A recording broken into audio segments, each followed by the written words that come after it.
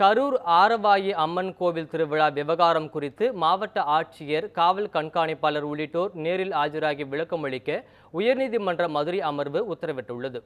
கரூர் மாவட்டம் நெரூர் வடக்கு பகுதியில் உள்ள ஆரவாயி அம்மன் கோவில் திருவிழாவின் போது பட்டியல் சமூகத்தினர் வசிக்கும் பகுதியில் தேர் ஊர்வலம் நடத்துவதில்லை என ரமேஷ் என்பவர் உயர்நீதிமன்ற மதுரை அமர்வில் பொதுநல மனு தாக்கல் செய்தார்.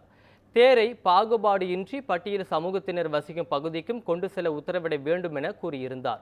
இந்த வழக்கு உயர்நீதிமன்ற மதுரை அமர்வில் நீதிபதிகள் வேல்முருகன், கே ராமகிருஷ்ணன் அமர்வு முன் விசாரணைக்கு வந்தது.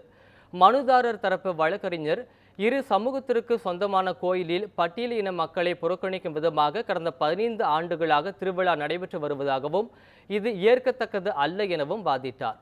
அப்போது ஒரு குறிப்பிட்ட சமூகத்தைச் சேர்ந்தவர்கள் மட்டும்தான் விழாக்களை நடத்த வேண்டுமா, மற்றவர்கள் வேடிக்கை பார்க்க வேண்டுமா என கேள்வி எழுப்பிய நீதிபதிகள், ஜனநாயக நாட்டில் அனைவருக்கும் சாமி கும்பிடுவதற்கு உரிமை உண்டு என தெரிவித்தனர்.